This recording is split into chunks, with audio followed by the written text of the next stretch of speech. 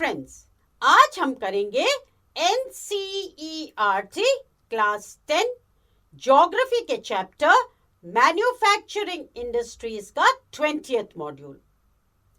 इस मॉड्यूल में भी हम different kinds of manufacturing industries के बारे में पढ़ेंगे।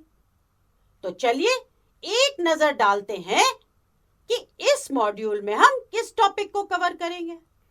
इस मॉड्यूल में हम कवर करेंगे सीमेंट इंडस्ट्री। कौन सी इंडस्ट्री? Cement industry. तो हम सब ये जानते हैं कि सीमेंट क्या होता है और ये किस पर्पस के लिए यूज होता है। सही कह रहे हैं ना हम? तो सीमेंट एक पाउडरी सब्सटेंस होता है जो कंस्ट्रक्शन एक्टिविटी के काम आता है। किसी भी तरह का कंस्ट्रक्शन हो, जैसे building houses, factories, bridges, roads, airports, dams या कोई भी कमर्शियल एस्टेब्लिशमेंट जैसे कि मॉल, इन सब के कंस्ट्रक्शन के लिए सीमेंट यूज होता है। अब now the question is that जो सीमेंट हम यूज करते हैं वो किन चीजों से बनता है, यानी कौन कौन से रॉ मटेरियल्स यूज होते हैं टू मैन्युफैक्चर सीमेंट। ये तो हमें पता करना चाहिए ना। वेल, अगर हम सीमेंट के रॉ मटेरियल की बात करें तो materials like limestone, silica, gypsum, ये यूज होता है टू मैन्युफैक्चर सीमेंट। क्या यूज होता है?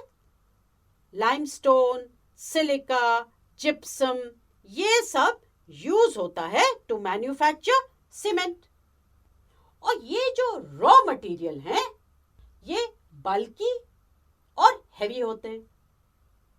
Besides raw material, coal and electricity भी यूज होती है for the production of cement.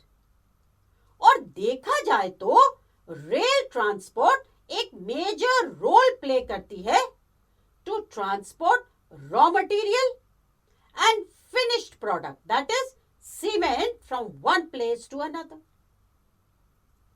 Now let us see cement factories India में कहाँ located है। तो अगर इस इंडस्ट्री की लोकेशन की बात करें तो we see that cement industry strategically located है in the states of Gujarat। अब ऐसा क्यों? क्योंकि गुजरात से वो मार्केट्स जो गल्फ कंट्रीज में लोकेटेड है इजीली एक्सेस किए जा सकते हैं, यानी जो मार्केट्स गल्फ कंट्रीज में सिचुएटेड हैं वो विद इन रीच हैं।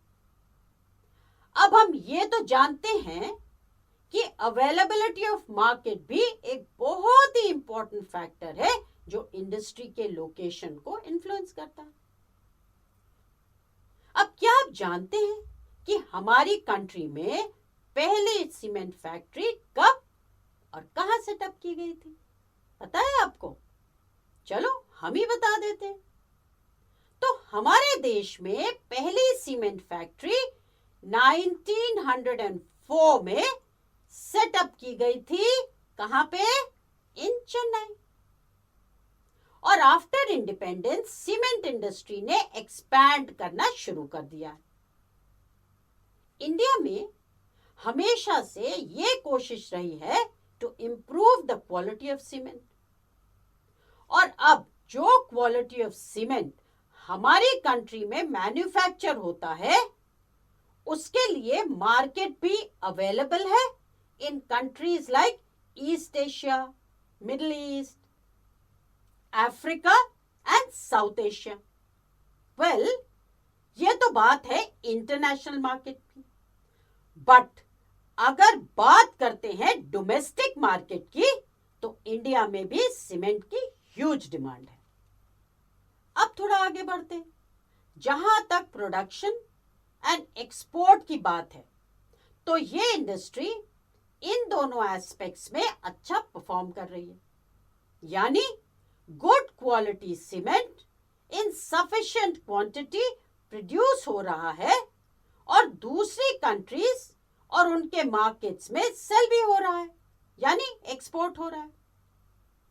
डोमेस्टिक डिमांड एंड सप्लाई को जनरेट करने के लिए कांस्टेंट एफर्ट्स किए जा रहे हैं सो दैट इस इंडस्ट्री को सस्टेन किया जा सके। तो अब करते हैं एक छोटा सा रिकैप। सीमेंट कंस्ट्रक्शन एक्टिविटी के काम आता है, जैसे building houses, factories, bridges, roads, airports, dams या कोई भी टाइप का कमर्शियल एस्टेब्लिशमेंट जैसे कि मॉल्स। अब materials like limestone, silica and gypsum use होते हैं टू मैन्युफैक्चर सीमेंट। तो ये हो गए सीमेंट फैक्ट्री के रॉ मटेरियल। और ये जो रॉ मटेरियल्स है ये बल्की और हैवी होते हैं। अब बिसाइड्स रॉ मटेरियल्स दो और इंपॉर्टेंट चीजें हैं जो सीमेंट इंडस्ट्री को चाहिए होती है। बताना कौन सी है? कोल एंड इलेक्ट्रिसिटी। और इसके साथ साथ एक और इंपॉर्टेंट रिक्वायरमेंट है इस इंडस्ट्री के लिए, मतलब किसी भी इंडस्ट्री के लिए वो बहुत इंपॉर्टेंट रिक्वायरमेंट है, वो है रेल ट्रांसपोर्टेशन। तो रेल ट्रांसपोर्टेशन भी यूज होता है for transporting the raw material to the factory and the finished product from the factory to the markets. अब जो सीमेंट इंडस्ट्री है वो स्ट्रेटेजिकली लोकेटेड है कहां पे? With state of India? In Gujarat. अब इसका रीजन क्या है? इसका रीजन है कि गुजरात से वो मार्केट्स जो गल्फ कंट्रीज में लोकेटेड हैं इजीली एक्सेस किए जा सकते हैं, मतलब उन पे आसानी से पहुंचा जा सकता है। तो इसीलिए गुजरात में सीमेंट फैक्ट्रीज एस्टैब्लिश की गई हैं। हमारे देश में पहली सीमेंट फैक्ट्री सेटअप की गई थी कहां? चेन्नई में, और इन द ईयर 1904। अब जब इंडिया इंडिपेंडेंट हुई, मतलब आफ्टर इंडिपेंडेंस, सीमेंट इंडस्ट्री ने एक्सपैंड करना शुरू कर दिया, मतलब सीमेंट इंडस्ट्री बढ़ने लगी। इंडिया में हमेशा से ये कोशिश रही है to improve the quality of cement.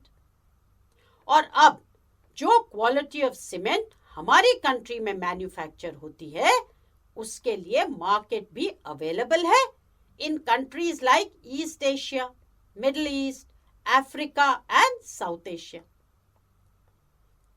तो इंटरनेशनल मार्केट में तो डिमांड है ये, मगर अगर हम डोमेस्टिक मार्केट की बात करें तो इंडिया में, मतलब within our own country, cement की ह्यूज डिमांड है।